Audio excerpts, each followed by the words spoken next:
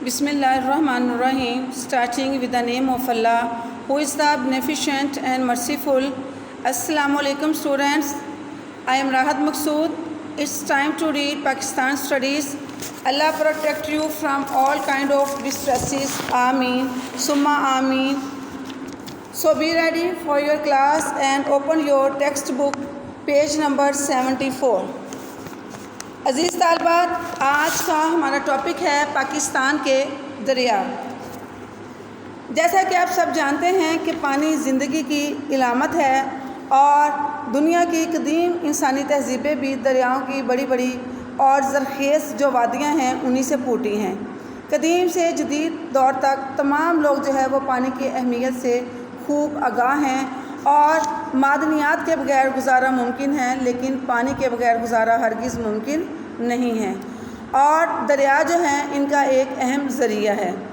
اگر ہم پاکستان کا دریائی نظام دیکھیں تو زمین کی سطح پر گرنے والی بارش کا کچھ حصہ مٹی کے ذرات جو ہے وہ جذب کر لیتا ہے، جبکہ باقی ماندہ پانی جو ہے وہ سطح کے اوپر بلائی سطح سے نشیبی کی طرف یعنی کہ نچلے سطح پر جو ہے وہ چلنا شروع کر دیتا ہے۔ زمین کی سطح پر بہنے والا پانی کی یہ چھوٹی چھوٹی نالیاں، نالے، ندیاں، معاون دریا سب ایک دوسرے سے ملتے جلتے اور ایک بڑی ندی یا دریا کی شکل میں سطح زمین پر بہنے لگتے ہیں۔ جبکہ اگر ہم جغرافیائی اصطلاح میں دریا کی ڈیفینیشن کو دیکھیں تو جغرافیائی اصطلاح میں ایک وادی کے اندر بہنے والا پانی کا ایک دھارا جو ہے وہ دریا کہلاتا ہے۔ جبکہ دریا کسی مخصوص سطح پر سے گزرتا ہے تو اسے دریائی گزرگاہ کہتے ہیں۔ دریا کی توڑ پھوڑ یا پھر کٹاؤ کا انحصار کافی حد تک دریائی گزرگاہ کی جو خصوصیات ہے ان پر ہوتا ہے۔ دریائی گزرگاہ کی جو ڈھلان ہے اس سے مراد یہ ہے کہ کسی مقام کے درمیان بلندی میں جو موجود فرق ہوتا ہے اسے ہم دریائی گزرگاہ کی ڈھلان کہتے ہیں۔ جبکہ دریا میں بہنے والا پانی کی جو رفتار ہے یا بہاؤ کو جو دریا کی پانی کا بہاؤ یا رفتار ہے اس کو ہم بہاؤ، رفتار یا پھر ویلاسٹی کہتے ہیں۔ جبکہ دریائی کٹاؤ کے جو اوزار ہوتے ہیں ان میں دریائی پانی میں موجود جو چٹانی مواد جو کہ کٹاؤ میں گزرنے یا کھرچنے سے چٹانوں کی توڑ پھوڑ میں معاونت کرتا ہے، اسے دریائی کٹاؤ کے اوزار کہتے ہیں۔ جبکہ کرۂ ارض پر ہونے والی بارش اور گلیشیئر کا پگھلا ہوا پانی جو زمین کے اندر جذب نہیں ہوتا ہے اور سطح کے اوپر ایک چادر کی شکل میں بہہ نکلتا ہے، اس سے مراد یہ ہے کہ جب دریا جو ہے وہ میدانی علاقوں میں سے گزرتے ہیں دریاؤں کا پانی، تو پانی گزرنے کے بعد جو مٹی کے اوپر ایک زرخیزی کی تہہ بچھ جاتی ہے اسے ہم شیٹ فلو کہتے ہیں۔ اور یہ جو شیٹ فلو ہوتی ہے یعنی کہ جو مٹی کے دریا کے پانی گزرنے کے بعد مٹی کے اوپر زرخیزی کی ایک تہہ ہوتی ہے، وہ زمین کی زرخیزی میں مزید اضافہ کرتی ہے۔ اس کے علاوہ پانی کے بہاؤ کی چھوٹی چھوٹی چادریں باہم مل کر بہنے لگتی ہیں تو انہیں ہم نالا یعنی کہ ریل کہتے ہیں۔ چند بڑے نالے اور ان کے معاون نالیاں جب ایک خاص گزرگاہ سے چلتی ہیں تو ندی کہلاتی ہیں اور انہیں معاون ندیاں یا پھر بڑے ہونے کی صورت میں معاون دریا بھی کہتے ہیں۔ اگر ہم دیکھیں کہ وہ علاقہ جو نشیبی سطح جس کے اندر ایک ندی یا دریا کا پانی بہتا ہو، اس کے 3 حصے ہوتے ہیں۔ ابتدائی حصہ پہاڑی منزل سے اپنا سفر شروع کرتا ہے، جبکہ ثانوی منزل میں دریا معاون دریا کو لے کر چلتا ہے اور اس کے جو دریا کے معاون دریا کے پانی کو وہ ظاہر بھی کرتا ہے، جبکہ ڈیلٹائی یا اختتامی منزل جہاں دریا کا اختتام ہوتا ہے۔ اس کے علاوہ اگر ہم اس کی ڈیفینیشن دیکھیں تو وہ دریا دو دریاؤں کے درمیان زمین کے ٹکڑے کو دوآب کہتے ہیں۔ دو دریاؤں کے درمیانی زمین کے ٹکڑے کو دوآب کہتے ہیں۔ اب اگر ہم پاکستان کا جو دریائی نظام ہے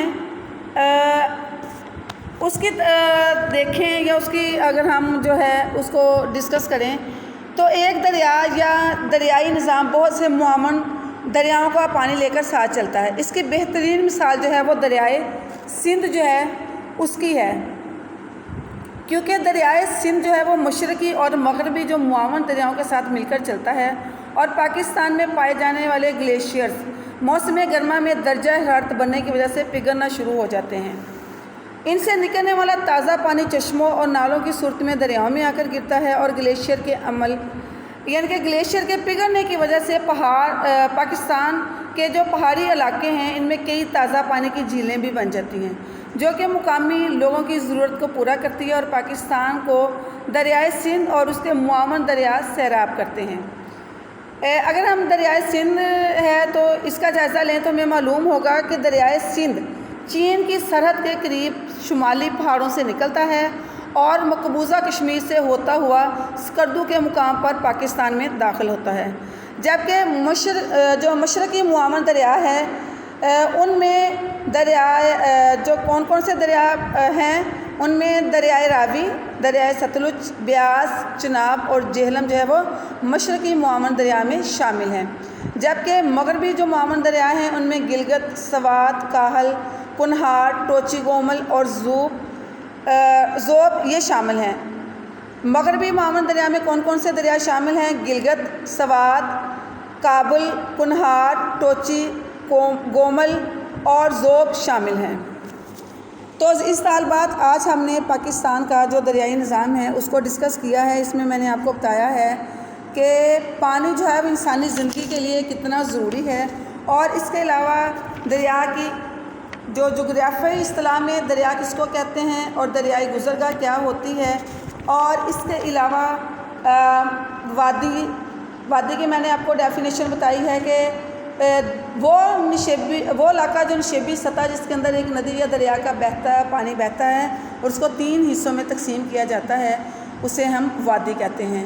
دو دریاؤں کے درمیان زمین کے ٹکڑے کو دوآب کہتے ہیں، اور اس کے بعد میں نے آپ کو پاکستان کا دریائی نظام، اس میں سے سب سے بہترین مثال میں نے آپ کو دریائے سندھ کی دی ہے کہ کس طرح وہ مشرقی اور مغربی جو معاون دریا ہے ان کو ساتھ لے کر چلتا ہے، اور دریائے سندھ جو ہے وہ چین کی سرحد کے قریب شمالی پہاڑوں سے نکلتا ہے اور مقبوضہ کشمیر سے ہوتا ہوا سکردو کے مقام پر پاکستان میں داخل ہوتا ہے، جبکہ مشرقی معاون دریا میں دریائے راوی، ستلج، بیاس، چناب اور جہلم شامل ہیں۔ اگر ہم مغربی معاون دریا میں نے آپ کو بتایا کہ اس میں گلگت، سوات، کابل، کنہار، ٹوچی گومل اور زوب شامل ہیں۔